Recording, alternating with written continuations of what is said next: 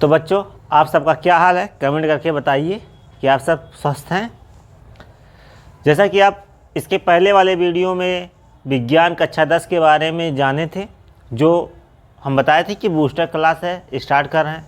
60 दिनों में हम पूरा सिलेबस ख़त्म करेंगे और एकदम अच्छे से आप लोग को पढ़ाएंगे, एकदम अच्छे से आपकी तैयारी कराएंगे। आपको हम जीव विज्ञान, भौतिक विज्ञान और रसायन विज्ञान के बारे में बताए थे।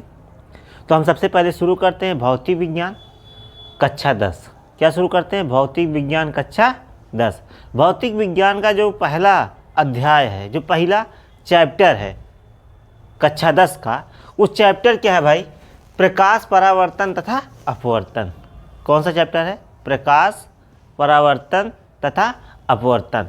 हम यहीं से शुरुआत करते हैं, क्योंकि फिजिक्स से अर्थात भौतिक विज्ञान से 25 नंबर आने वाले हैं। तो पहले हम 25 नंबर कवर करेंगे, यानी 25 नंबर की तैयारी सबसे पहले बहुत तेज़ी से करेंगे। और हम शुरू करते हैं, क्योंकि ज़्यादा समय है नहीं, 60 दिन है और 60 दिन में एक लक्ष्य 90+ करना है। क्या करना है? एक लक्ष्य 90+। ठीक है। और अपने मित्रों को, अपने दोस्तों को, अपने यारों को हमारा ये वीडियो शेयर कर दीजिए, बता दीजिए आ गए हैं लेकर शिवम सर बस्ती वाले विज्ञान कक्षा 10 का बूस्टर क्लास, जिसमें आपको अच्छे से विज्ञान पढ़ाया जाएगा और आपका तैयार कराया जाएगा, ताकि एक लक्ष्य 90+ का वाला सपना पूरा हो सके। ठीक है। फिर आइए हम देखते हैं प्रकाश, परावर्तन तथा अपवर्तन चैप्टर का नाम है। पहले हम जानते हैं कि प्रकाश क्या होता है। भाई प्रकाश क्या होता है? प्रकाश एक प्रकार का ऊर्जा होता है। क्या होता है? प्रकाश एक प्रकार का ऊर्जा होता है, जिसकी सहायता से हम वस्तुओं को देख पाते हैं। अगर प्रकाश नहीं होता तो हम वस्तुओं को देख नहीं पाते। क्या करता है? हमारे आँखों को संवेदित करता है। तो ध्यान रखिए, प्रकाश वह ऊर्जा है जिसके द्वारा हम वस्तुओं को देख सकते हैं। इतनी बात समझ में आ गई? तो कोई पूछता है कि प्रकाश क्या होता है, प्रकाश किसे कहते हैं, तो आप आसान सी भाषा में परिभाषा बता सकते हैं। प्रकाश वह ऊर्जा है। क्या बताएंगे? प्रकाश वह ऊर्जा है जिसके द्वारा हम वस्तुओं को देख सकते हैं। ठीक है। फिर जानते हैं प्रकाश के गुण। भाई देखो, प्रकाश पढ़े ना, प्रकाश क्या होता है ये जाने, प्रकाश एक ऊर्जा होता है ये भी जान गए, लेकिन उसके कुछ गुण होते हैं। उन गुणों के बारे में हम जानेंगे। तो पहला गुण होता है प्रकाश सरल रेखाओं में गमन करता है। सरल मतलब सीधी।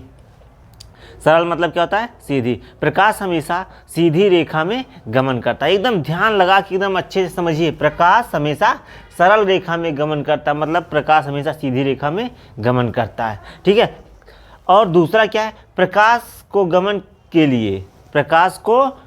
के लिए माध्यम की ज़रूरत नहीं होती है। किसकी ज़रूरत नहीं होती है? माध्यम की ज़रूरत नहीं होती। जैसे हम हैं, सोनू पार्क से बस्ती जाना हो तो हमें साइकिल, मोटरसाइकिल या किसी वाहन की ज़रूरत पड़ेगी। ठीक है। लेकिन प्रकाश जो होता है वो सूर्य से पृथ्वी तक बिना किसी माध्यम से स्वतः पृथ्वी तक आती है। ठीक है। यानी प्रकाश को गमन के लिए, यानी चलने के लिए किसी माध्यम की ज़रूरत नहीं होती। इसके बाद तीसरा क्या गुण है? प्रकाश की चाल निर्वात में। प्रकाश की चाल निर्वात में क्या होता है भाई? 3 × 10⁸ मीटर प्रति सेकंड। 3 × 10⁸ मीटर प्रति सेकंड निर्वात में प्रकाश की चाल होती है। तो आप प्रकाश की परिभाषा आसानी से याद रखिएगा और प्रकाश के गुण याद रखिएगा, एकदम दिमाग में एकदम बैठा लीजिएगा। ठीक है। ये रटने वाली चीज़ नहीं है, ये समझने वाली चीज़ है। विज्ञान समझा जाता है, सीखा जाता है, रटा नहीं जाता। तो अगर आप रटते हैं तो उसको छोड़ दीजिए और हमारे वीडियो को देखिए, ताकि आपको अच्छे से समझ में आ जाए कॉन्सेप्ट। ठीक है। फिर देखते हैं प्रकाश का परावर्तन। क्या देखते हैं? प्रकाश का परावर्तन। परावर्तन क्या होता है? सोचे हैं कभी? बचपन में बहुत बार आप शीशा लेकर जैसे सूर्य के प्रकाश में दिखाएंगे तो प्रकाश जो है इधर उधर गया होगा। बहुत लोग करते हैं। ठीक है। तो देखते हैं क्या होता है। ठीक है। प्रकाश का परावर्तन। प्रकाश का किसी चिकने तल से टकराकर वापस उसी माध्यम में लौट आना प्रकाश का परावर्तन कहलाता है। अब जैसे यहाँ पे देख लीजिए चित्र में, ये कोई तल है, नीचे पॉलिश लगा है तो ऊपर चिकना हो गया है। ठीक है, अब यहाँ पे कोई प्रकाश आ रही है, कोई प्रकाश आ रही है, कहाँ से आ रही है? सूर्य से आ रही है, तो उसको बोलेंगे आपतित किरण। क्या बोलेंगे? आपतित किरण।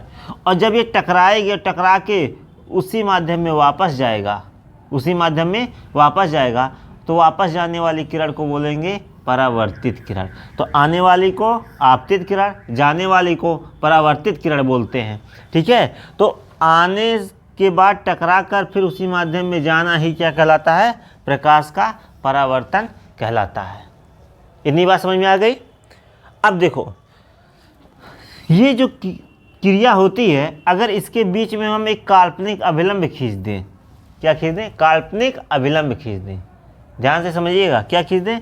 काल्पनिक अभिलंब खींच दें, तो इसमें दो कोण बनेगा।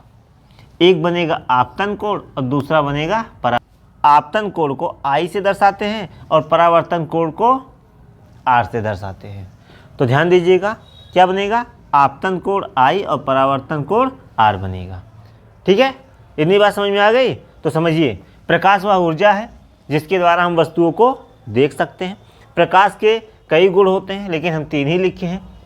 पहला, प्रकाश सीधी रेखा में गमन करता है, यानी सरल रेखा में गमन करता है। दूसरा, प्रकाश को गमन करने के लिए किसी माध्यम की जरूरत नहीं होती है। तीसरा, प्रकाश की चाल निर्वात में 3 × 10⁸ मीटर पर सेकंड होता है। इतना याद रखिएगा। फिर प्रकाश का परावर्तन, प्रकाश का किसी चिकने तल से टकराकर वापस उसी माध्यम में लौट आना प्रकाश का परावर्तन कहलाता है।